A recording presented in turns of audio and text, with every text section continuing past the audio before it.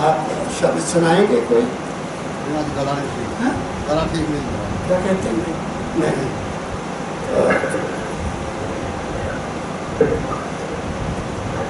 मैं सुनाता। राधा स्वामी, आपने कभी सबका शब्द सुन लिया? कोई भी सुखिया नहीं है दुनिया में। किसने मारा? कबीर साहब ने ये भी कहा, आशा और तृष्णा। आशा तृष्णा, तृष्णा हमने किसी चीज की महसूस करते हैं, ये भी मिल जाए, ये भी मिल जाए, ये भी मिल जाए। क्यों ऐसा क्यों है? ये तृष्णा क्यों है? आशा क्यों है? क्योंकि हमें उस मालिक पर विश्वास नहीं आया कि हमारा कोई मालिक है। मुझे परमदयाल जी महाराज एक बात सत्संग में बात कही, जब मुसलमान किंग यहाँ आया इब्राहिम अलाउद्दीन खिलजी, बड़ी लूट की उसने, तो दिल्ली की लूट हुई बहुत ज़्यादा। तो उनका एक नौकर था, सेवक, सभी सैनिकों को कहा लूट लो, जो जिसने लूटना लूट लो, ले लो। दौड़ गए तो लूटा, बहुत लूटा, दिल्ली को बर्बाद कर दिया। वो सेवक नहीं गया, उसको बुलाया, भाई तू क्यों नहीं गया? इतनी लोगों ने धन इकट्ठा किया है, तेरे को जरूरत नहीं है, तू क्यों नहीं गया? कहता महाराज, जब आप हैं तो मुझे लूट की क्या जरूरत है? मुझे आशा करने की क्या जरूरत है? मैं क्यों तृष्णा करूं कि मुझे वो भी मिल जाए, वो भी मिल जाए? जब आप मेरे सिर पर हैं, आप मेरी हर जरूरत को पूरा करते हो, तो मुझे तो कभी महसूस ही नहीं हुआ कि मैं वो भी ले लूं, वो भी ले लूं, क्योंकि आप सब कुछ मुझे दे रहे हैं। मेरी बात को समझा? इसलिए संतों ने क्या कहा, कबीर साहब ने क्या कहा, संत कैसे सुखी हुए, कैसे उनको सुख मिला? संत सुखी मन जीते हो, मन की कल्पना को रोक दिया, मन को समझा दिया कि तेरे मांगने से, तेरी दौड़ धूप से कुछ नहीं होगा। लिखा जो लिख दिया मालिक ने, वो तुम्हें जरूर मिलेगा। बात मेरी समझ रहे हो? जो मिला, जो लिख दिया है, कुदरत तो तुम्हें उस तरफ ले जाएगी। जो चीज भी तुम्हें जिंदगी में मिलनी है, कुदरत तुम्हें खुद उधर ले जाएगी। तुम्हारे अंदर एक लालसा पैदा करेगी, तुम्हारे अंदर एक विचार पैदा करेगी कि इधर चल, और तुम चल पड़ोगे। अगर तुम मन के पीछे लगे तो हो सकता है जो तुम चाहते हो ना मिले, तुम दुखी होगे।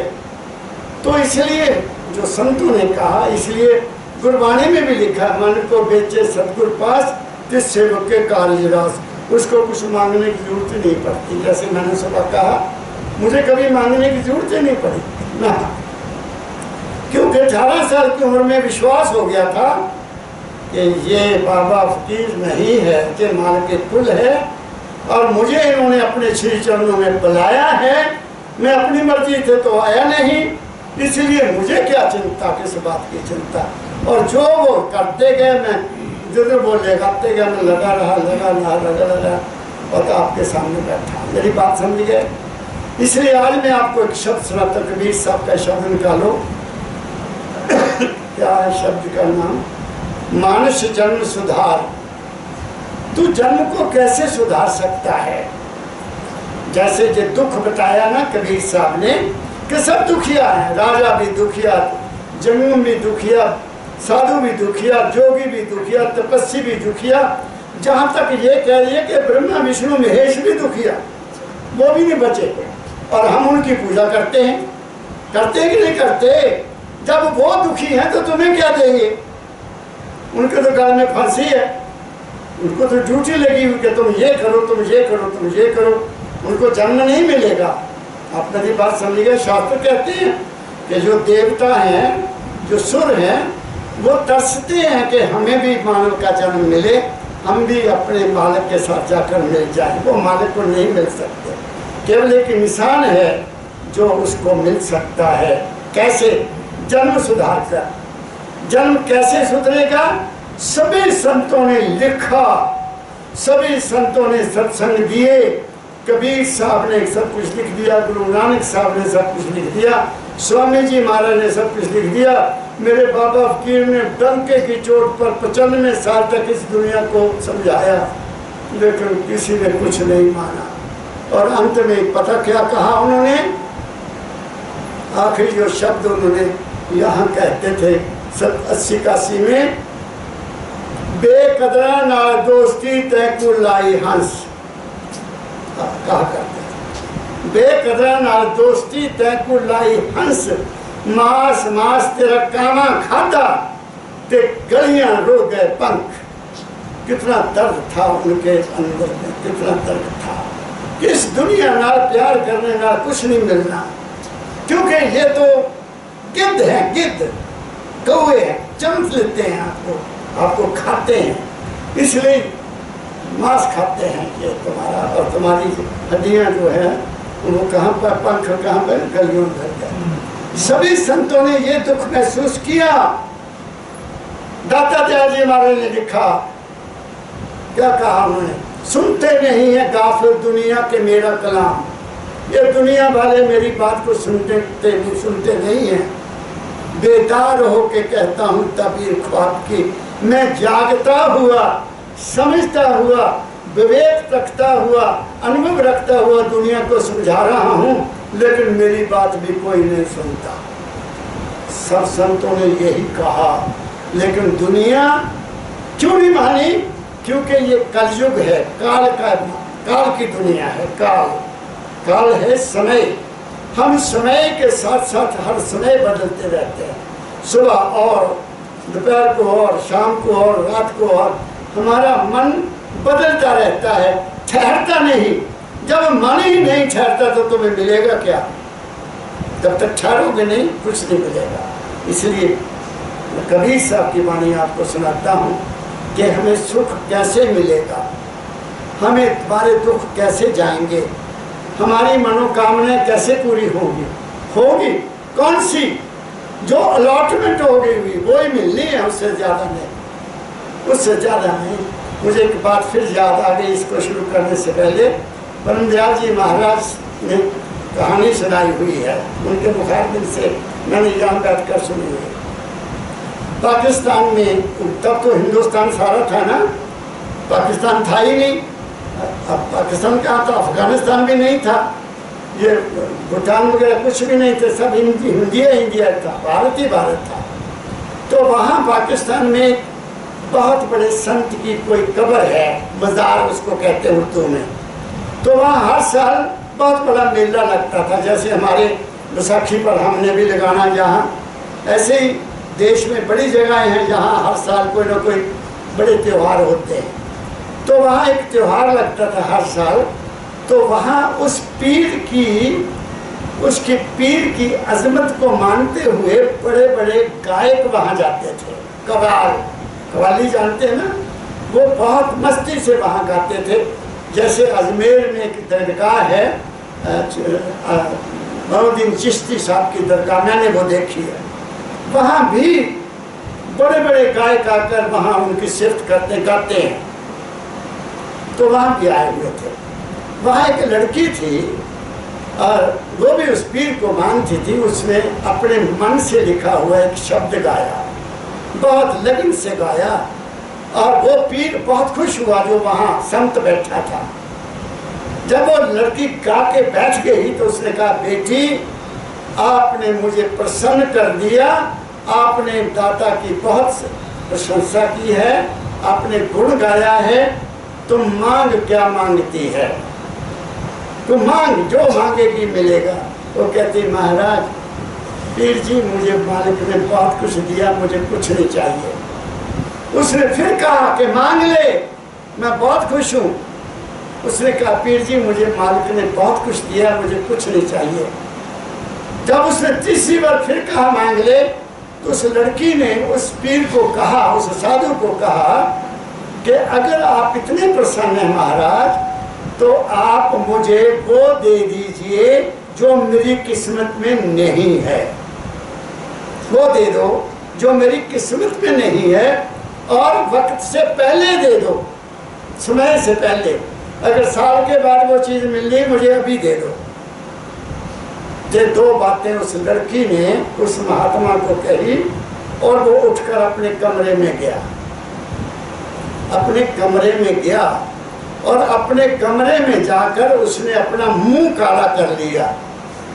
मुंह काला करके वापस आया और उस लड़की को कहता, बेटी मैं अहम में आ गया था, मैं अहम में आ गया था, मैं अपने आप को भूल चुका था कि मैं तो कुछ भी नहीं कर सकता, जो लिखा है बेटी वो ही मिलना है, ना कोई आज तक उससे ज़्यादा दे सका है ना मैं दे सकता हूँ। और यही मेरे सतगुरु बाबा फकीर जी महाराज हमेशा कहा करते थे, और मैं कुछ नहीं देता, तुम्हारा प्यार ले जाता है, तुम्हारा विश्वास ले जाता है। और शास्त्रों ने भी यही कहा, विश्वासम फलदायकम, विश्वास ही सबसे बड़ी चीज है। दूसरी चीज, अगर कोई महापुरुष बगैर ये कहते हुए कि मांग मैं तुम्हें देता हूं, वो गलत है। तुम्हारे बगैर मांगे, तुम्हारे बगैर कहे अगर कोई वो आशीर्वाद दे देते हैं, वो अटल होता है, क्योंकि उस वक्त वो अपने स्थान से बोलते हैं। वो ही बोलेंगे जो तुम्हारे भाग्य में लिखा हुआ है, वो मन से नहीं बोलते। मेरी बात आप समझ गए? अब पढ़ो, मैं आपको पहले बैकग्राउंड बता दी है, अब बताता हूँ कि जीवन कैसे बनेगा। पढ़ो। मानुष जन्म सुधारो साधो, मानुष जन्म सुधारो। क्यों कहा? ये मानुष जन्म जो है ये दुर्लभ है। पता नहीं कितने अच्छे कर्म हमने किए और हमें ये शरीर मिला। कोई कर्म अच्छे किए ना तो तुम्हें देखो 5 कर्म इंद्रियां ठीक मिली, 5 ज्ञान इंद्रियां ठीक मिली, तुम्हारे अंदर मन है, चित्त है, बुद्ध है, अहंकार है। और किसी और लंगड़े लूले को देखो जो पैदा होते ही चल नहीं सकते, उनको देखो। तो हमें तो पहले सबसे पहले उस मालिक का शुक्र करना चाहिए जिसने हमें एक तंदुरुस्त शरीर दिया है। इसलिए मनुष्य जन्म को मानो, तुम माल के कुल की अंश हो, ये विश्वास कर दो। तुम अगर अपने आप को कुछ और समझते हो तो तुम्हें कुछ भी नहीं मिलेगा। ये दुनिया दुखी क्यों है? क्यों दुखी है? क्योंकि हम कुछ बने हुए हैं। हम बने हुए हैं ना, देखो जरा दुनिया को, कोई कुछ बना हुआ है, कोई कुछ बना हुआ है, कोई किसी धर्म को मान रहा है, कोई किसी धर्म को मान रहा है, कोई किसी जाति का गर्व करता है, कोई किसी पार्टी का गर्व कर रहा है, कोई निजी का गर्व कर रहा है, कोई गरीब। देखो दुनिया का खेल क्या है। ये सब भूल भुलैया में पड़े हुए हैं, इनको असलियत का ज्ञान नहीं है, इनको सुबह शाम मालिक का शुक्र नहीं करना आता कि ऐ मालिक तुमने बहुत कृपा की है, 2 वक्त का खाना दिया, पहनने को कपड़े दिए, रहने को अच्छा मकान दिया, गाड़ियाँ भी दे दी, अच्छी औलाद दे दी, अच्छा परिवार दे दिया। इससे पहले तुम्हें और क्या चाहिए? बोलो आप, सब कुछ मिल जाएगा। जिस घर में सुख है, शांति है, प्रेम है, वहाँ तो सब कुछ अपने आप आ जाता है। जिस घर में सुख नहीं है, शांति नहीं है, प्रेम नहीं है, झगड़ा है, द्वेष है, एक दूसरे के साथ नफरत है, वहाँ तो सब कुछ खत्म हो जाएगा। आज भी होगा, कल भी होगा, होकर रहेगा, इसको कोई टाल नहीं सकता। क्या कहा मैंने? अब कैसे जन्म सुधारना है, कबीर साहब की वाणी ले रहा हूँ। चलिए। मानुष जन्म सुधारो साधो, धोखे काहे बिगाड़ो। कहते तुम धोखे में हो, इसको पुकार रहे हो। क्या धोखा? आगे लिखते हैं वो, मैं जो समझा वो क्या, मुझे नहीं पता कबीर साहब का धोखा क्या है। मैंने जो समझा कि हम इंसान के रूप में पैदा हुए, माँ के गर्भ से पैदा हुए, इंसान के रूप में पैदा हुए। जैसे ही होश आई, जैसे ही अकल बढ़ी, तो हम कुछ के कुछ बन गए।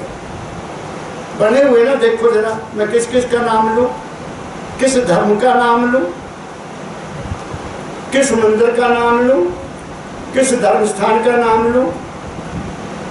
बचे हुए हैं कि नहीं, भटके हुए हैं कि नहीं, धोखे में पड़े हुए हैं कि भगवान वहां है। अब मैं अभी आ रहा था, अभी तो पता नहीं कितने बच्चे, कितनी औरतें, कितने आदमी पैदल चले हुए हैं और उनके पीछे 4-5 3 4 लोग बड़ी बड़ी फोटोआं कंधों पर रखे हुए चले हुए हैं। किसी जगह को जा रहे हैं, पैदल चले हुए हैं, गर्मी में कहाँ पानी मिलेगा। पहाड़ों में जाएंगे, कितनी तपश है, सभी बीमार होके आएंगे। बात मेरी समझ गए? ये क्या है? धोखा है, क्योंकि हमें धोखा दिया जा रहा है।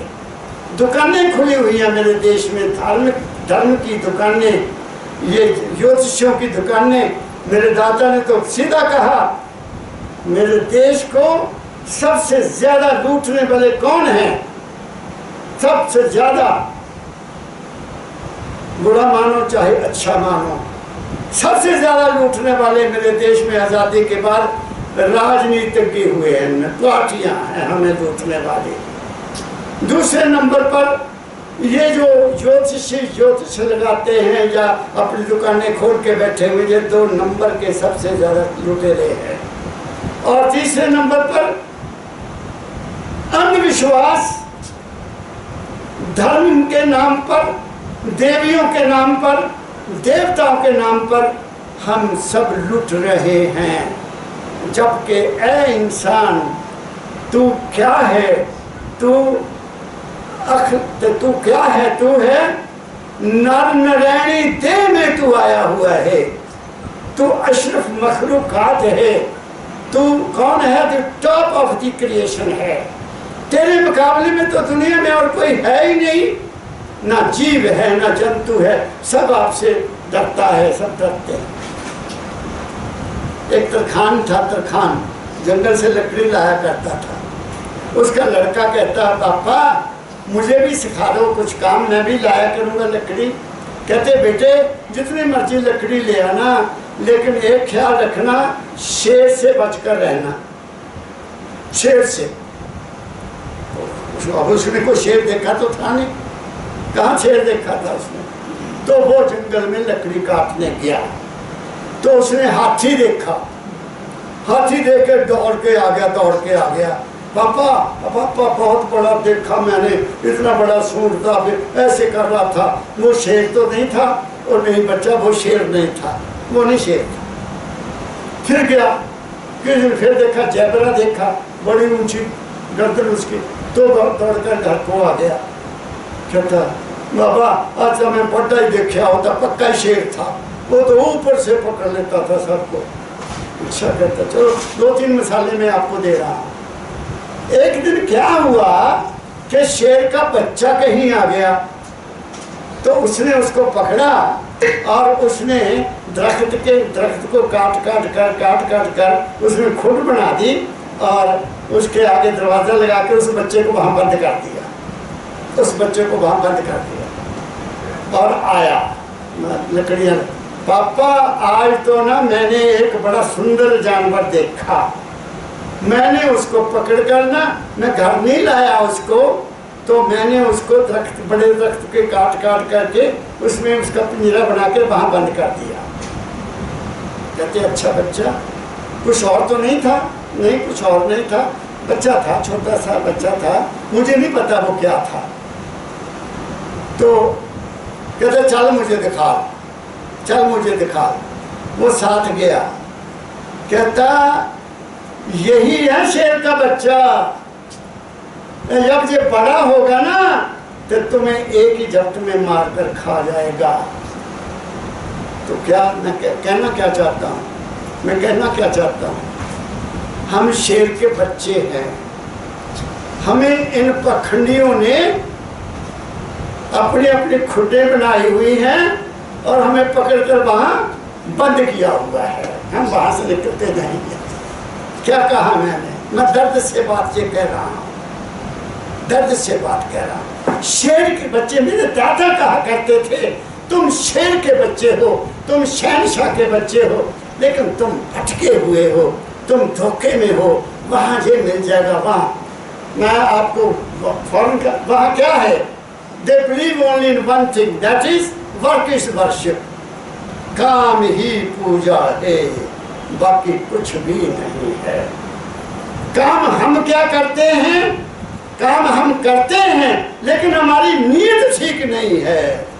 जिस भी काम को करते हैं हम नीयत को खराब होकर करते हैं। तुम देखो मेरे देश का हाल क्या है, दूध बेचने वालों की नीयत ठीक है, सब्जी वालों की नीयत ठीक है, दुकानदारों की नीयत ठीक है। कोई होगा धर्मात्मा 100 में से एक जिसके कारण ये धरती खड़ी है। सब ने लूट डाली हुई है, सब ने लूट डाली हुई है। कहीं भी चले जाओ कोई सत्य नजर नहीं आता। ये क्या है, किसी को विश्वास ही नहीं है कि मैंने चले जाना है। क्या है, कितनी जिंदगी है हमारी, कोई 50 साल जी लेगा, 60 साल जी लेगा, एक दिन तो बाजा बजना ही है। तो उस समय को याद करके जिंदगी को गुजारो, और जो दिया उसने उसमें विश्वास रख के अपने जीवन को खुशी से गुजारो। सुबह शाम उसका शुक्र किया करो, जागते समय शुक्र करो मैं दोबारा पैदा हो गया, नहीं तो कहीं सोया ही नहीं रह जाता। क्या कहा मैंने, मैं बहुत दर्द दिल से बात कर रहा हूँ, क्योंकि ये एक फकीर का स्थान है, एक फकीर का स्थान है। 3 फकीर बहुत ऊंच कोटि के, फरीद कहता है, फरीद कहता है, फरीद ने बड़ा अच्छा कहा, फिक्र जगत को खा गया, फिक्र जगत को खा गया, फिक्र जगत का पीर। हम डरते हुए तो किसको मानते हैं, फिक्र लगा ज्योतिषी के पास गया, जी देखियो तो ग्रह की गंदे है, वो पहले तैयार बैठा राहु लगा है बताने के लिए। फिर कहीं और जाएंगे, वहां भी तुम्हें लूटने वाले बैठे हैं। तुम्हारी किस्मत को कोई नहीं बदल सकता, तुम्हारे लिखे ललाट को कोई नहीं बदल सकता। हाँ, एक बदल सकता है। कौन बदल सकता है? संत सतगुरु वक्त बदल सकता है, जिसने आपसे कुछ लेना ना देना है। बात समझे आप? इसलिए फिक्र किस बात का करते हो? सवाल, एक सवाल पैदा होता है, आशा, मेरा आशा, और दिल में ये भी मिल जाए, ये भी मिल जाए। दाता दयाल ने बड़ा क्लियर, आस कर गुरु की दया की हो ना तू निराश कभी। अगर गुरु की आस कर लो कि मेरे सिर पर मेरा गुरु बैठा है, तो फिर मांगने की जरूरत क्या है? आस कर गुरु की दया की हो ना तू निराश कभी, जो हुआ निराश समझे तू ना गुरु का दास कभी। फैसला ही कर दिया। तो गुरु का कौन है?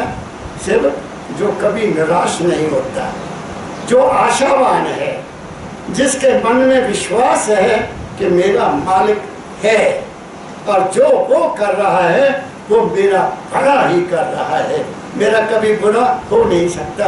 यही मेरे दादा फकीर जी महाराज कहा करते थे, विश्वास करो कि जो हुआ अच्छा हुआ, जो हो रहा है वो भी अच्छा हो रहा है, और जो होगा वो भी अच्छा होगा। आपका कभी बुरा होगा ही नहीं, क्योंकि तुमने विश्वास कर लिया। आगे पढ़ो।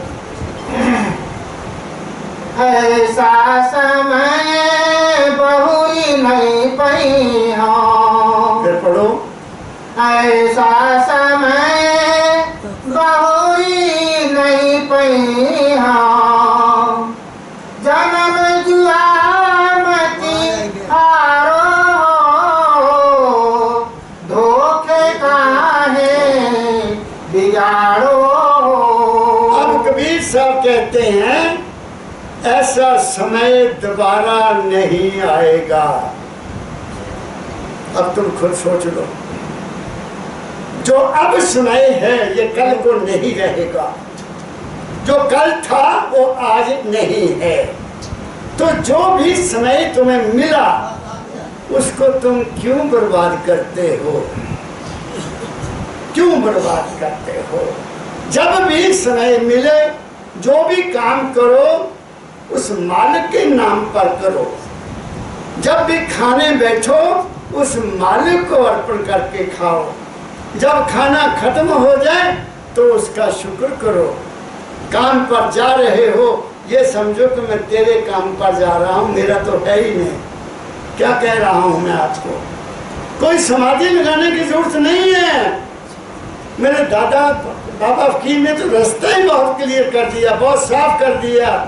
तुम हर वक्त अपने गुरु के साथ जुड़े रहोगे, खा भी उसके नाम पर रहे हो, शुक्र भी उसके नाम पर कर रहे हो, काम भी उसका कर रहे हो, सोने लगे भी उसको याद करते हो, जागते समय भी उसको याद करते हो, बाहर जाना है तो उसको याद करते हो, वापस आते हो तो उसको याद करते हो। तो बताइए, तो तुम तो उसके नाम में रम गए हो। कह रहा हूँ मैं, क्या कह रहा हूँ? क्या कहते हैं कबीर साहब? फिर बड़ो यही लाइन, ऐसा समय बहु नहीं पई हो, जन्म जुआ मची हारो। जन्म क्या है? जुआ है। जुआ जानते हैं ना, एकदम ही आदमी हार जाता है। बड़ा पैसा लगा दिया, हार गया, क्या गया? जो हमारा क्या है, हमारी दौलत क्या है? हमारी दौलत है क्या? सुनो ध्यान से, हमारी दौलत हमारा सांस है। और क्या कहूँ, हमारी दौलत हमारा आने वाला जाने वाला सांस है। इसको संभालो। गुस्से में आदमी होता है तो धड़ धड़ धड़ धड़ सांस चलता है, वो अपना जुआ खेल रहा है, अपना समय खराब कर रहा है गुस्से में, क्रोध में। आप समझ गए ना? तो मैं क्या क्या मिसाल देकर आपको समझाने की कोशिश करूं। इस समय को, हर समय को, यहाँ तक कह दिया श्वास श्वास सिमरो गोविंदा। संतों ने तो जहाँ तक कह दिया कि सांस सांस के साथ उसको याद करो, क्योंकि सांस है तो तुम हो। और सांस क्या है, कौन लेता है? तुम्हें पता है सांस कहाँ से आ रहा है? तुम्हें तो पता ही नहीं। वो तुम्हारे अंदर एक हस्ती बैठी है। इस पर मैं बैसाखी पर बोल दूंगा। तुम्हारे अंदर एक हस्ती बैठी है, वो माल के कुल की अंश है। उसको संभालो, उसको देखो कहाँ है वो, तब तुम्हारा जीवन सुधर जाएगा।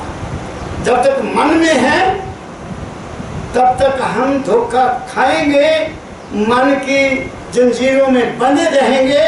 मन हमें मारेगा भी, और मन हमें खुश भी करेगा, और मन हमें दुख भी देगा। मन ही है, मन ही हमें पराया बनाएगा, मन ही हमारा दुश्मन बनाएगा, मन ही हमारा मित्र बनाएगा। मन ही, और क्या है? मन ही सब कुछ कर रहा है। तुम जब तक मन में हो तो इसको गुरु को हवाले कर दो, इसको गुरु के हवाले कर दो। जब मन विचलित हो तो अपने गुरु को याद करो, जब मन दौड़े इसको गुरु को याद करो, तो देखो तुम्हारे जीवन में कितना रंग आता है। करके देखो, ये तो मेडिसिन है, जल्दी खाओगे जल्दी असर हो जाएगा, नहीं खाओगे घर में जाकर रख दी तो कोई असर नहीं होगा। आगे बढ़ो। गुड्डा गुड्डी ख्याल जिन भूलो, गुड्डा गुड्डी ख्याल जिन भूलो, मूल तत्व लाओ। अब वो कहते हैं कबीर साहब, गुड्डा गुड्डी क्या, स्त्री और मर्द। हम यही समझते हैं ना। वो कहते हैं इसमें क्यों पड़े हुए हो? स्त्री में भी वही है, मर्द में भी वही है, बच्चे में भी वही है, और बड़े में भी वही है, अमीर में भी वही है, वो गरीब में भी वही है, मुसलमान में भी वही है, ईसाई में भी वही है, सिख में भी वही है। और जो बाकी है, हिंदू शब्द तो मैंने कहीं शास्त्रों में नहीं देखा, ये तो हमने बनाया। उसको हम कहेंगे सनातन धर्म में भी वही है। वास्तव में धर्म सनातन धर्म है और कुछ नहीं। क्या कहा मैंने? तो वो कहते हैं तत्व को पहचानो। गुड्डा गुड्डी ना से देखो कि ये लड़की है, ये लड़का है, ये औरत है, ये मर्द है। बाकी कबीर सब जाने क्या कहना चाहते हो तो वो जाने। मैं जो समझा हूँ वो कहते तुम उसमें तत्व को देखो, यही लिखा है ना। तत्व क्या है कि उसके अंदर क्या है। शरीर नहीं है, हम शरीर नहीं है। ये तो कुदरत ने हमें बनाया है। एक प्रकृति है, एक पुरुष है। प्रकृति और पुरुष जब तक नहीं होंगे ये संसार नहीं चलेगा। ये लॉ है कुदरत का, ये कुदरत ने पैदा किए हैं। जहाँ नेगेटिव है वहाँ पॉजिटिव है, जहाँ ठंड है वहाँ गर्मी भी है ना। तो ये दो चीज़ें तो रहेंगी, लेकिन इनको समझना है हमने कि वास्तव में इसमें असलियत क्या है। ये मौसम क्यों बदलते हैं, ये बारिश क्यों होती है, सूरज क्यों चढ़ता है, सूरज क्यों गुरूब होता है। जरा थोड़ा सा इस पर विचार करो बैठकर, आपको समझ लगने लग जाएगी कि ये कोई एक ताकत है जो सारा खेल खेल रही है। तो ताकत, वो जो ताकत सारा खेल खेल रही है, जो ब्रह्मांड को चला रही है, इस पिंड को भी वो चला रही है, क्योंकि ये भी ब्रह्मांड है। क्या कहा मैंने, आगे पढ़ो। जब लग घट सो परिचय नाहि, जब लग घट सो परिचय नाहि, तब लग कछु नहीं पाओ। अगले लाइन में कहते हैं कि जब तक आपको अपने घट में यहाँ परिचय नहीं है कि मेरे अंदर क्या है, तुम्हें कुछ नहीं मिलेगा। पढ़ो ये लाइन पे। जब लग घट सो परिचय नाही, तब लग कछु नहीं पाओ। धोखे काहे बिगाड़ो। तो परिचय किसका करना है, किसको, कौन सा परिचय, किसका परिचय लेना। परिचय में मुलाकात, जानना, समझना। वो घट में है, तुम्हारे अपने घट में, तुम्हारे शरीर में है वो। कभी वहां तक तुम जाते ही नहीं हो। बस मन कुछ पढ़ लिया, उसको सत्य मान लिया। पुस्तक छोड़ तेरे भले की कहूँ, ये स्वामी जी महाराज ने लिखा। पुस्तक छोड़ तेरे भले की कहूँ, ये छोड़, इसको पढ़ना छोड़। तो यही तो मेरे दादा ने मुझे कहा, तभी तो मुझे असलियत का पता चला जब मैंने सब कुछ छोड़ दिया। मुझे तो ये कहा, बच्चा अपने मन की किताब पढ़ा कर ले। बस मैं मन में पढ़ना शुरू कर देता, अपने पाँव से शुरू किया इसको समझने के लिए, और देखता गया देखता गया देखता गया देखता गया देखता गया, यहाँ पहुँच गया। पता लग गया कि बाकी सारा खेल कुछ भी नहीं है। क्या कहा, ये रोटियों का थैली है, रोटियों की, पानी की थैली है, खाओ तो तंदुरुस्ती। रोटी नहीं मिली तो राम नाम। बताओ, रोटी तो पैर को जी सकता, नहीं जी सकता। गल्ला बनाई लोगों ने, उन्हें इन्हें साल रोटी नहीं खाती, मैं नहीं मानता। शरीर तो भोजन मांगता है, ये इसकी जरूरत है।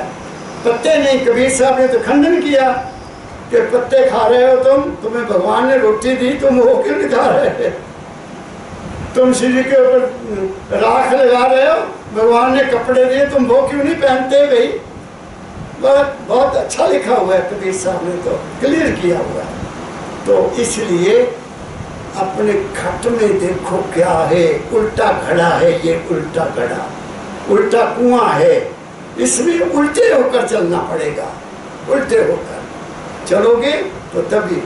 मछली किधर को चलती है, मछली देखा आपने, मछली उधर को चलती जिधर से पानी आए। मछली उधर को नहीं चलती जिधर को पानी जाता है। मैंने इसको देखा है, मैंने इसको देखा है। मेरे गांव में एक दफा बड़ी बाढ़ आ गई, बहुत बाढ़ आ गई, और हमारे घर के आगे एक बहुत बड़ा तालाब था, उसमें बड़ी मछलियां होती थी बहुत। तो पानी जब निकला, वहां से मछलियां निकली, तो पानी तो इधर को जा रहा है बाहर को, तो मछलियां उधर को जा रही जिधर से तालाब था। वाह वाह वाह, कमाल है। ये इधर को क्यों नहीं जा रही जिधर पानी जा रहा है, उधर को जा रही जिधर उनका सोर्स है, जहाँ वो फली है, जहाँ वो पैदा हुई है। बात समझ गए। ऐसे ही हमारा घर यहाँ है, पिंड अंड ब्रह्मांड से पारा, वह है देश हमारा। ये किन के लिए मैं कह रहा हूँ? जो असलियत को जानना चाहते हैं, जो दुनिया में तरक्की करना चाहते हैं, उनके लिए मन को नियंत्रण करना है। मन की शक्ति को प्रयोग करो, जो चाहो मिल जाएगा। दुनिया में तरक्की करनी है तो मन और बुद्धि का प्रयोग करो। मन और बुद्धि को संभालो, मन की ताकत को संभालो, मन की दौड़ को संभालो और अपने काम में लग जाओ, तुम्हें कामयाबी मिल जाएगी। नौजवानों के लिए तो ये कहा है संतों ने। तो बाकी तो ऐसा जो भी क्या नाम, जो भी नो, नौजवानों के लिए नाम क्या है? क्या है नाम? Health is very important. If health is lost then something is lost. Wealth is lost, nothing is lost. And if character is lost, everything is lost. लो, फैसला ही हो गया नौजवानों के लिए। बात समझ गए? ये कॉलेज में जब पढ़ते थे तो टीचर्स ने बताया हुआ है, मैं नहीं बोलता। क्या कहा मैंने? तो इसलिए फिर पढ़ो यही लाइन। जब लग घट सो परिचय नाही, तब लग कछु नहीं पाओ। जब वो मिल गया तो सब कुछ मिल गया। कौन मिल गया? तुम्हारे अंदर जो तुम हो, वास्तव में जो तुम हो, जब वो मिल गया तुम शहंशाह हो जाओगे। तब क्या होगा? तुम मालिक की अंश बन जाओगे। फिर मालिक तुम्हारी अपने आप रक्षा करेगा। फिर मालिक तुम्हारी जरूरतों को खुद पूरा करेगा। कैसे करे? किसी न किसी के थ्रू कर देगा, कभी किसी के थ्रू कर देगा, कभी किसी के थ्रू कर देगा। तुम्हें कुछ करने की जरूरत ही नहीं पड़ती। मेरी जिंदगी का ये तजुर्बा है। मैं कहता हूँ आज इस उम्र में कि मैंने जिंदगी में कुछ भी नहीं किया।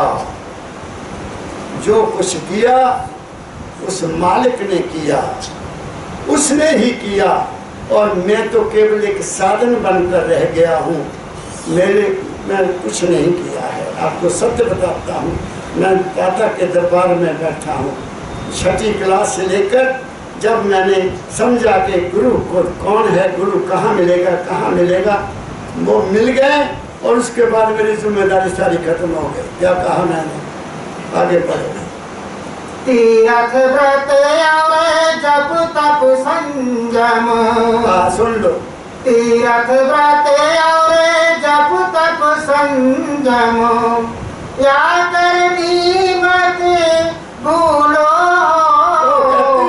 जप तप तीर्थ संयम, ये तो इनमें ना जाओ, इनमें मत जाओ, छोड़ो इनको, इससे कुछ नहीं होगा। क्लियर लिख दिया। निकाल लो व्रत जितने मर्जी कर। मैंने भी व्रत रखा था 10वीं में जब पढ़ता था। क्यों रखा? कि गुरु मिल जाए। 10 दिन रोटी नहीं खाई, माँ परेशान। बात समझ गए? तो वो गुरुद्वारे, हमारे गांव में गुरुद्वारे ही है ना, मंदिर तो है नहीं। गुरुद्वारे गए, बाबा जी, बाबा करमदास जी बहुत अच्छे संत थे, उनको लेकर आई। बाबा जी चलो मेरा काका रोटी नहीं खाता। वो आ गए। तब मैंने सद्या, मंजे उत्ते बैठ के अपने कोल बैठा लिया। बेटा तू रोटी क्यों नहीं खाता? मैं कहा बाबा जी मैं रोटी तब नहीं खाता, मैनू गुरु नहीं मिले, मैं गुरु मिलना चाहना। फिर की करेगा? फिर मैं रब नूं मिलना चाहना। तो फिर उन्होंने पंजाबी च एक गल कही, मैनू हले तक नहीं भुलती। अन्न छोड़ करे पाखंड, ना वो सुहागन ना वो रंड। जिन्हें रोटी खानी छड़ती, ना वो सुहागन है तो ना वो रंडी है। रोटी खा, मैनू आप खड़ाई रोटी मैंने। बच्चा तेरी आस पूरी हो जाएगी। मेरी बात समझ गए? तू मेरे को आ जाया कर, जिस दिन तेरा टाइम लगे ना, मेरे को गुरुद्वारे आ जाया कर। उन्होंने फिर गुरबानी सुनानी, बहुत कुछ उन्होंने मैंने बहुत गाइड किया। बात समझ गए? और गुरु की महिमा बहुत गाई उन्होंने, क्योंकि गुरु से मिलता क्या है। उस वक्त तो मुझे इतनी अकल नहीं थी, उस वक्त तो एक खोज थी कि गुरु मिल जाए। वो कहते मैं कहा भाई तुम मेरे गुरु बन जाओ। मैं नहीं किसका गुरु बन, मैं गुरु के काबिल नहीं है, ये उन्होंने कहा। अब क्या कह रहे हैं तुम खुद देख लो। जप तप तीर्थ व्रत संयम जो मर्जी करो, इससे क्या होगा? व्रत रखोगे तो पेट ठीक हो जाएगा, सेहत ठीक हो जाएगी। ज़्यादा खाना एक दिन बाद पेट सुख मिलेगा, पेट को, ठीक है ना? बाकी कुछ नहीं। जाप से क्या होगा? जाप करने से मन ठहर जाता है। जाप करोगे, कोई सिमरन किसी शब्द को जाप करोगे, जब पढ़ोगे ध्यान से पढ़ोगे। मैं आपको क्या बताऊं, मैं तो बड़े सीन देखे। मैं एक बार गाड़ी में सफ़र कर रहा था, कहीं जा रहे थे, हमारा टूर था, तो सामने वाली सीट पर एक लेडी थी, तो वो सुबह सुबह उठकर वो पाठ करने लग गए। मैं बड़ा खुश हुआ। बेबी पीरा बड़ा गुरु बाणी नाल बड़ा प्यार है। गुरु बाणी जी पढ़ लगी, अच्छी गल है, सुख महसूस होता ना बंदे को, लो जी कम से कम बाणी तो पढ़न लगी ना। और इन्नी देर में टेलीफोन आ गया, वो बाणी रखी, टेलीफोन सुन लग गए, वो गल्लां करी जाती है, गल्लां, फिर टेलीफोन रख दिता, फिर पढ़न लग गई। वो दसो तो हुण फिर काला पाठ होया, वो पाठ नहीं। पाठ का तल है कि तुम उसमें खो जाओ। जिस भी महापुरुष ने वो बात लिखी है वो तुम्हारे से बात कर रहा है, और तुम्हारा मन कहीं और है, तो फिर तुम्हें क्या मिलेगा? बात मैं बहुत ऊंची कह रहा हूं। जिस भी महापुरुष की तुम वाणी पढ़ रहे हो, तो समझो कि महापुरुष तुम्हारे से बात कर रहा है, तुम्हें कह रहा है। फिर देखो तुम्हारी जिंदगी बदलती कैसे बदलती। दाता दयाल जी महाराज ने लिखा एक जगह, मैं पढ़ा, जब वो कबीर जोग लिख रहे थे, कबीर जोग, तो दाता ने लिखा कि कुछ वाणी ऐसी आ गई कबीर साहब की जो मेरी समझ ना आए। मैं बहुत सोचा, फिर मैं कबीर को याद किया, कबीर साहब बताओ मैं क्या लिखूं? वो कहते मैं कबीर साहब आए, उन्होंने मुझे कहा, शिव व्रतलाल मेरा कहने का ये भाव है। क्या कहा मैंने? क्योंकि उनमें इतनी शक्ति थी, इतनी, क्योंकि वाणी तो उनकी आकाश में है, सब संतों की वाणी आकाश में है, और उस वाणी में वो विराजमान हैं। अब तुम उनको वहां से ला सकते हो या नहीं ला सकते, ये तुम पर निर्भर है। क्या कहा मैंने? बहुत ऊंची बात कर दी मैंने। वो वाणी में उपस्थित है। गुरु न कभी मरता है, न गुरु कभी जन्म लेता है। गुरु वाणी है, गुरु अमृत है, और गुरु वाणी ही गुरु है। हम तो शरीर को जफ्फा पा के बैठ जाते हैं, तो बस यही गुरु है, और फिर गाँदे असी गावां दसी मेरा गुरु किस रास्ते आएगा। वो कहनू मनते हैं, वो वाणी में तो जानते नहीं, वो उनको क्या मिलेगा? वो शरीर के साथ बने हुए हैं, हाथ जोड़कर खड़े हो गए, महाराज जी आ रहे हैं, बस दर्शन कर लिए, उस दर्शन से तुम पार नहीं हो गए। वो दर्शन और हैं, गुरु के दर्शन तुम्हारे अंदर हैं। और मेरे दादा बाबा फकीर जी ने दावे से कहा, वो सतगुरु तुम्हारे अंदर है, और उनके चरण प्रकाश हैं, और उनका स्वरूप शब्द है। उसको देखो तब तुम्हारा कल्याण होगा। बाहर के बैठे देखी जाते वो कुछ नहीं मिलना, मानसिक शांति मिलेगी तुम्हें, और कुछ नहीं मिलेगा। क्या कहा मैंने? सत्संग की महिमा है, लेकिन सत्य हो, वहाँ कहानियाँ ना हो, सत्य की बात कही जाए। कबीर साहब सत्य की बात कह रहे हैं, और वो ही मैं बोल रहा हूँ। क्या कहते हैं? आगे पढ़ो। कर्म फंद में जुग जुग पड़ी हो, कर्म फंद में जुग जुग पड़ी हो, फिर मिल जानी में झूलो। अब सुनो, कबीर साहब कहते हैं, जन्म के फंदों में तुम फंसे हुए हो, जन्म और कर्म के फंदों में फंसे हुए हो, और फिर जूनियों भोग रहे हो।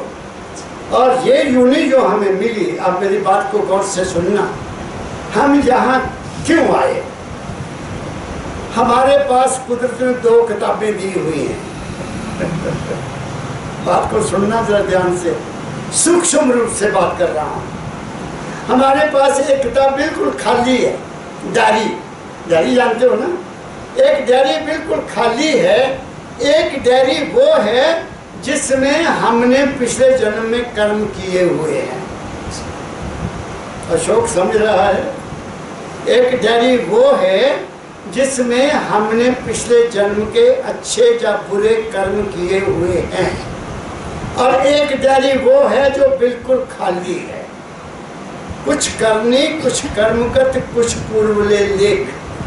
पूर्वले लेख तो उस डायरी में है, और बाकी करनी जो कर रहे हैं हम वो इसमें लिखो रहे हैं जो खाली है।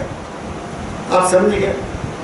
जो पहली डायरी जिसमें लिखा हुआ है, अगर तो हम उस डायरी के मुताबिक चलते हैं, जो कर्म लिख दिया हमें भोगने के लिए, किसी का देना है हमने वो दे दिया, किसी से लेना है हमने वो ले लिया, किसी को सुख दिया सुख मिल गया, जो कुछ भी हमने पीछे किया उसके मुताबिक हमें ये जन्म मिला है। और जो किसी का देना हम देने के लिए आए हैं, जो लेना लेने के लिए आए हैं। किसी को दुख दिया तो उसका दुख भी हमें मिलेगा, किसी को सुख दिया उसका सुख भी हमें मिलेगा। क्या कहा मैंने? बात को समझ गए? तो अगर तो हमने उस डायरी के मुताबिक जीवन को गुजारा, जो अलॉटमेंट हुई है, तो तुमने इनको देना जाके दे आओ, तुमने सुख इनको दिया सुख ले आओ। मेरी बात समझ गए? तेरे इतने बच्चे तूने पैदा किए, उनको ये किया ये किया ये किया, अब तुमने ये दुख भेजा, अब जाओ फिर दोबारा जाओ उनका जाके कर्जा दो जड़ा रहता है, जो कर्जा रहता है। समझ गए? अगर तो हम उसी के साथ जीवन गुजार गए, लिखा ललाट, जो लिखा ललाट, जो लिखा हुआ है, तो ये डायरी हमारी खाली रहेगी। क्या कहा मैंने? और अगर हम उससे अलावा मन के अधीन, मन के अधीन, बुद्धि के अधीन, समय के अधीन, वक्त के अधीन कोई भी उसके अलावा काम करते हैं और गलत करते हैं, किसी को दुख देते हैं, किसी को तंग करते हैं, किसी को जो भी बुरा कर्म करते हैं हम, वो यहाँ लिखा जाएगा और वो तुम्हारे जन्म के लिए दोबारा बन गया। क्या कहा मैंने? तो बात को पकड़ो मैं क्या कह रहा हूं। तो फिर क्या कहा संतों ने? क्या कहा? तेरी मौज में रहकर सदा मैं सुखी हूं। मौज का मतलब मैं वो करूंगा जो तू चाहता है, मैं अपने मन के पीछे नहीं जाऊंगा। गुरु मिला तो ये ज्ञान मिला कि मन को देखना है, मन के पीछे नहीं लगना है। जब तुम मन के पीछे नहीं लगोगे, समय समय पर बदलोगे नहीं, किसी को अच्छा समझते हो किसी को बुरा समझते हो, तो वो तो यहाँ भर जाएगा। और पिछली डायरी तो तैयार है ना, ये डायरी एक और बन गई, फिर जन्म लोगे। यही कह रहा कबीर साहब। पढ़ो यही लाइन। कर्म फंद में जुग जुग पड़ी हो। कर्म के फंद में है। हमें जन्म देने वाला कौन है? कर्म। कर्म प्रधान विश्व कर रखा, जो जस की ना तन सो फल चरखा। हम जहाँ पहली बार जब आए, क्यों आए? दुनिया का मेला देखने के लिए आए। दुनिया का मेला देखने आए और यहाँ से अपने घर वापस जाने के लिए आए। वापस जाना है। वर्षा होती है, वर्षा होती है तो आपने जब पानी बहुत चलता है तो देखा किधर को जाता है पानी? पानी किधर को जाता है? दरिया की तरफ। दरिया कहाँ को जाता है? समुद्र की तरफ। वो पानी दौड़ता है कि मैं समुद्र में जाकर मिल जाऊं। जाता कि नहीं जाता? ऐसे हवा चलती है, किधर को जाती है? जहाँ वैक्यूम हो, खाली जगह है, वहाँ को जाती दौड़ी हवा। क्या कहा मैंने? सूरज की किरण जहाँ आती है और कहीं नहीं जाती। तो हम कहाँ जाएंगे? अगर हमारा बैलेंस ठीक है तो फिर कहाँ जाएंगे? जहाँ से हम आए हम वहीं वापस लौट जाएंगे। लेकिन पहले किताब साफ होनी चाहिए, नहीं तो दोनों जाके धर्मराज और जमराज के आगे रख देनी है। नहीं तो अगर नहीं विश्वास आता तो परमदयाल जी महाराज ने गरुड़ पुराण लिखा है, वो पढ़ के देख लो। तुम्हारी आंखें खुल जाएंगी। उन्होंने सब कुछ क्लियर लिख दिया है, तो हमें पता लगेगा कि हमारा हाल क्या है। हमने यहाँ कोई किताब नहीं लिखनी, कर्म की किताब मैं बात कर रहा हूँ, कर्म की किताब में कह रहा हूँ। हमने नया कर्म नहीं करना, जो जो वो करवाए, जो जो वो कहना चाहता है उसके मुताबिक जीवन को गुजारो, तुम्हें बहुत सुख मिलेगा, बहुत सुख मिलेगा। आगे चलो। ना कछु नहाए ना कछु धोए, ना कछु नहाए ना कछु धोए, ना कछु घंटे बजाए हो, धोखे काहे बिगाड़ो। कोई नहा कर कहता है घंटी बजाता है, वह नहाते हैं फिर घंटियाँ बजाते हैं, फिर जोर जलाते हैं, फिर छोटी घंटी भी बजाते हैं। कुछ नहीं होगा, ना कुछ नहाए ना कुछ धोए ना कुछ घंटे बजाए हो, धोखे जन्म गवाए हो। आगे चलो। ना कछु लेती ना कुछ धोती, ना कछु लेती ना कछु धोती, ना कछु नाचे गाए हो,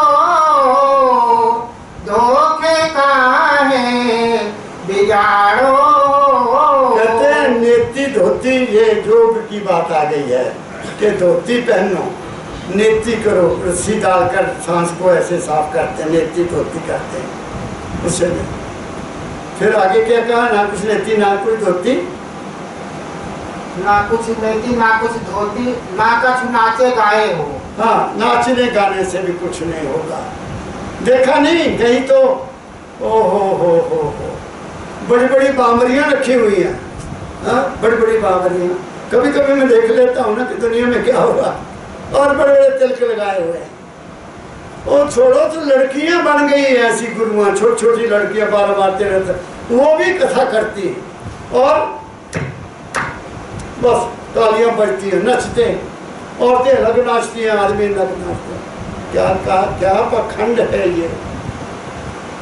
इस नाचने गाने से तुम्हारा मन शुद्ध हो जाएगा, तुम्हारा मन स्थिर होगा, बल्कि तुम और गिर जाओगे।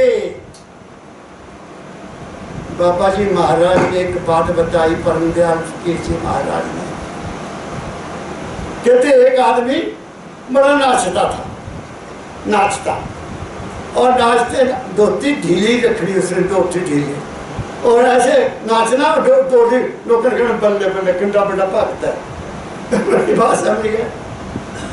ड्रामा है, धोखा है, लूट है, तुम्हें लूटा जा रहा है।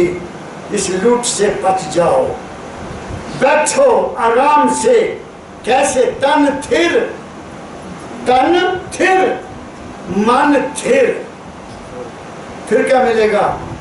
सुरत निरत थिर होए।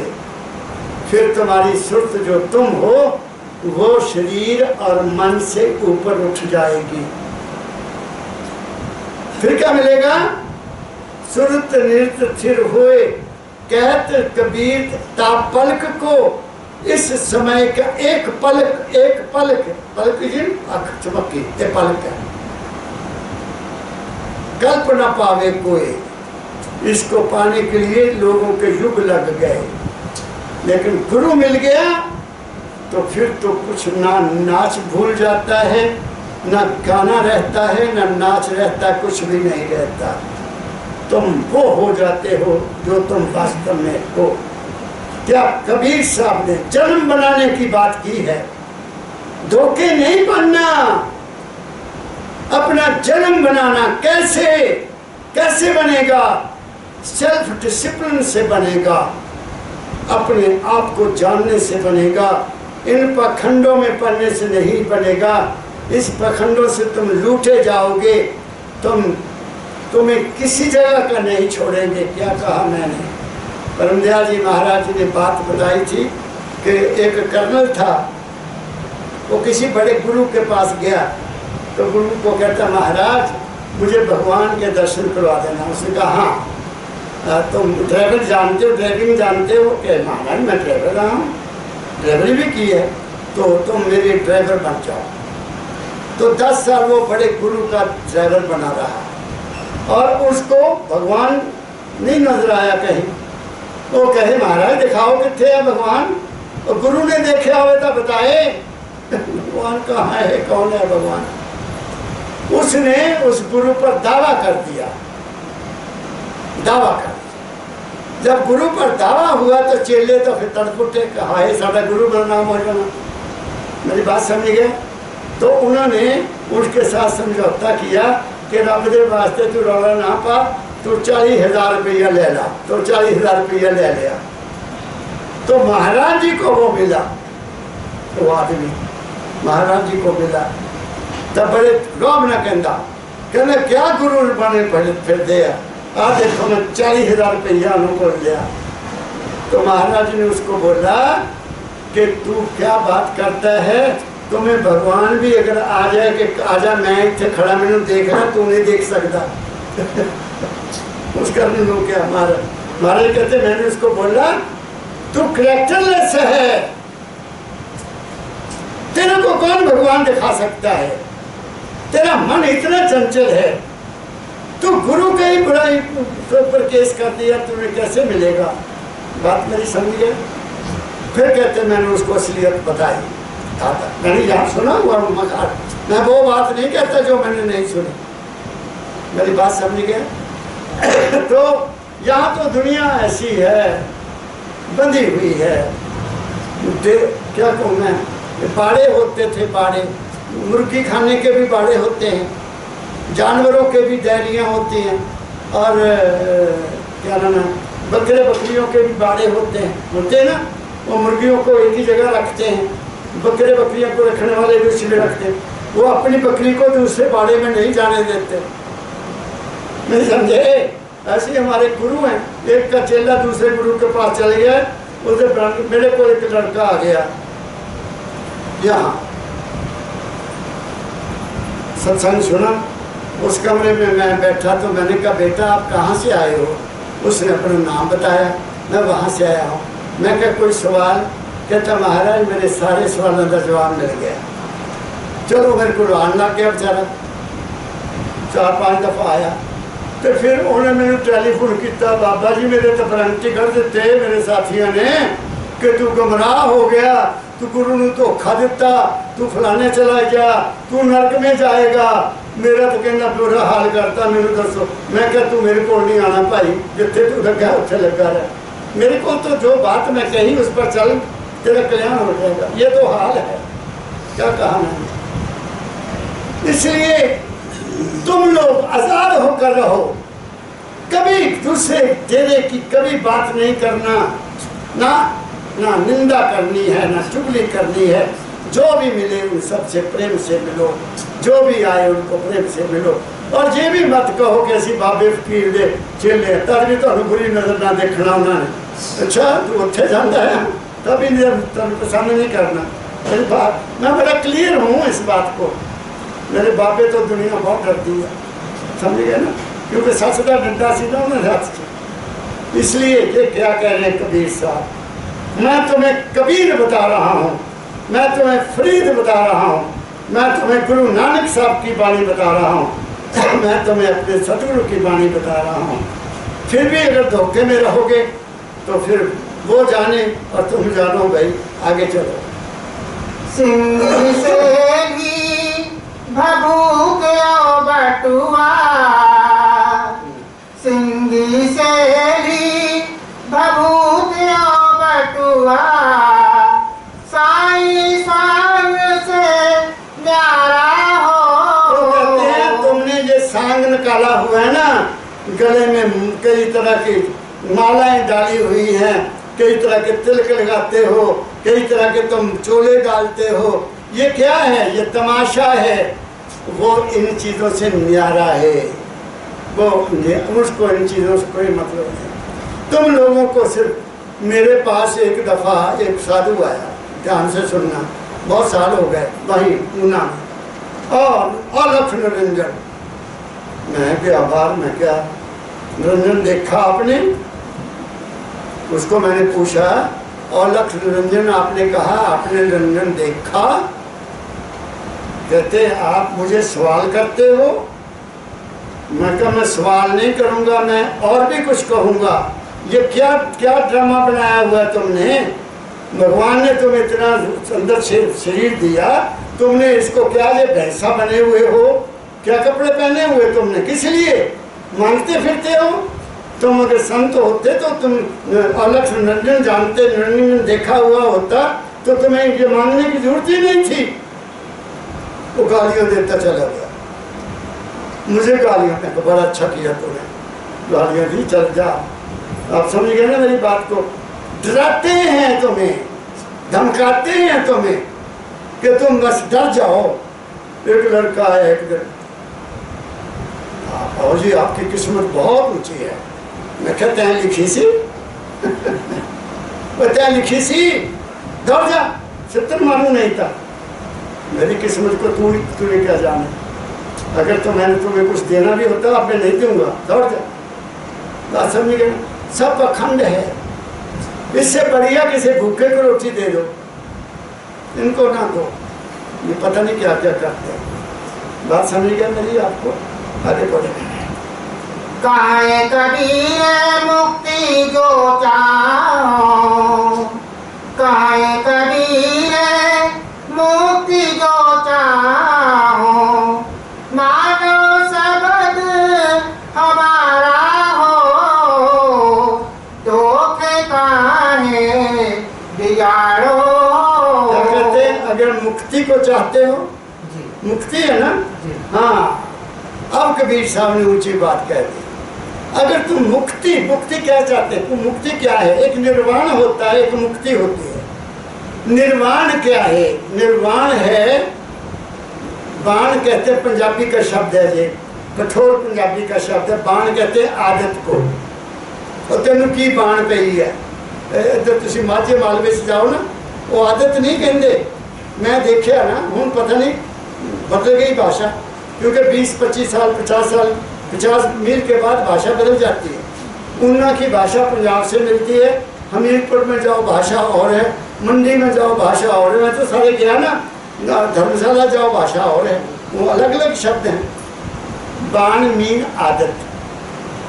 हमारे मन की आदत है कि हर वक्त सोचना, हर वक्त संकल्प करना, हर वक्त किसी विचार में डूबे रहना। ये ना, जब मन इन विचारों से, इन कल्पनाओं से, इन संकल्पों से आज़ाद हो जाए, इनसे निकल जाए, ऐसे ही ना सोची जाए हाय ये ना हो जाए, हाय वो ना हो जाए, हाय वो ना हो जाए।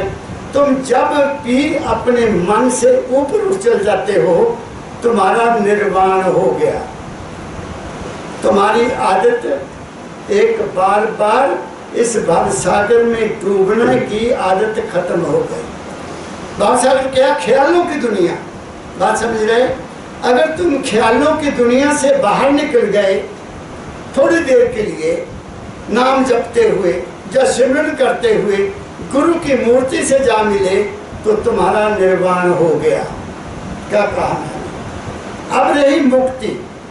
मुक्ति तो 4 स्टेजेस हैं, मुक्ति की 4 स्टेजेस हैं। वो तभी मिलेगी जब कबीर की इस बात को मानोगे। ज़्यादा लंबा हो जाएगा सत्संग। मुक्ति बोल दूँ, मुक्ति के बारे में कह दूँ? नहीं, फिर कहूँगा क्योंकि मेरे पास सज्जन बैठे हैं, मुझे इशारा है और 1 घंटा हो भी गया। आप मेरी बात समझ गए? मैं इस पर आपको 13 तारीख को बोलूँगा, 13 तारीख की बैसाखी को बोलूँगा। हम कहाँ से आए, क्यों आए, क्या करते हैं और कहाँ जाएंगे, वास्तव में हम हैं क्या, हमें क्या करना चाहिए। तो वो कहते, कबीर साहब कहते, अगर तुम मुक्ति चाहते हो तो मेरे शब्द को मानो। क्या शब्द को मानो? कि एक काम नहीं करने जड़े लिखे आ एक काम नहीं करने, घंटियाँ नहीं बजानियाँ। अपने आप को नियंत्रण में करना है, अपने आप को उसके साथ जोड़ना है। किसको जोड़ना है? मन को नहीं। मन नहीं वहाँ पहुँच सकता, शरीर भी वहाँ नहीं पहुँच सकता। मन की, शरीर की सीमा है, हमारी शरीर की सीमा क्या है? घर से चले मानवता मंदिर आ गए, घर से चले मंदिर चले गए, किसी मंदिर चले गए, घर से चले तो कहीं तीर्थ स्थान पर चले गए। यही सीमा है ना हमारी, इससे ज़्यादा तो नहीं है। मन की सीमा शरीर से बड़ी है। मन वहाँ तक जाता है जहाँ तक इसने कुछ देखा हुआ है। जो नहीं देखा वहाँ मन नहीं जा सकता। क्या जा सकता है बताओ? मैंने ऑस्ट्रेलिया नहीं देखा, मेरा मन ऑस्ट्रेलिया के बारे में कुछ भी नहीं कह सकता। मैंने इन आंखों से अमेरिका देखा है, न्यू जर्सी देखी है, वर्जीनिया देखा, जो और देखे वो मैं एकदम आंख बंद करूं तो मैं वर्जीनिया पहुंच जाता हूँ, आंख बंद करूं मैं न्यू जर्सी पहुंच जाता हूँ, क्योंकि मैंने वो देखे है ना। तो मेरा मन वहाँ तक ही जाएगा जहाँ तक मैंने कुछ देखा है। समझ गया मेरी बात को? ऐसे हमारी आत्मा है। आत्मा क्या है? वो प्रकाश रूप है। जब हम आत्मा में चले जाते हैं तो ज्ञान हो जाता है। ज्ञान क्या? ज्ञान कि जैसे ये कमरा है, इसके ऊपर एक और कमरा, इसके ऊपर एक और कमरा, एक के ऊपर और। अगर हम ऊपर वाले कमरे में चले गए सारा शहर नजर आएगा। कुतुब मीनार है दिल्ली में, बहुत बड़ा ऊंचा, मैंने वहाँ चढ़ के देखा तो वहाँ से सारी दिल्ली नजर आती है। ऐसे ही जब हम इस शरीर और मन से निकलकर आत्मा में आ जाते हैं तो हमें दुनिया का ज्ञान हो जाता है। क्या कहा? उसको कहते हैं आत्मज्ञान। ठीक है। और इसके परे एक और चीज है, वो क्या है? वो तुम हो। अगर तुम वहां पहुंच जाओ तुम्हें उसका ज्ञान हो जाएगा, जो अनलिमिटेड है, जिसकी कोई सीमा नहीं, जिसका कोई कोई कोई अंतहा है, बेअंतहा है। तेरी दिला कौन जाने, तू तो बेअंत है, बेअंत है, बेअंत है। इसलिए संतों ने फिर बाद में ये कह दिया, बलहारी जाऊं, बलहारी जाऊं। किसके? कुदरत, जो कुदरत बस्या, जो कुदरत में बस रहा है। बलहारी जाऊं कुदरत बस्या, तेरा अंत न जाए लिखिया। तेरा अंत नहीं जाया जा सकता। तू हर जगह है, तू हर स्थान पर है, तू हर जीव में है, मगर हमारी देखने की नज़र नहीं है। तो इन्हीं शब्दों के साथ मैं आज का सत्संग यही समाप्त करता हूँ। आप लोग सुखी रहो। आप थोड़े हैं, बहुत अच्छी बात है। बहुत जमात क्या करनी है? मेरी बात समझिएगा। जितने भी आए हैं तुम सुखी रहो, तुम्हारे मन को शांति मिले, तुम्हारी मनोकामना पूरी हो, तुम्हारे घरों में शांति हो, तुम्हारे घरों में प्रेम हो, फिर देखो तुम्हारी सब मनोकामना अपने आप पूरी होगी। आप सबको प्यार भरा राधा स्वामी, राधा स्वामी, राधा स्वामी।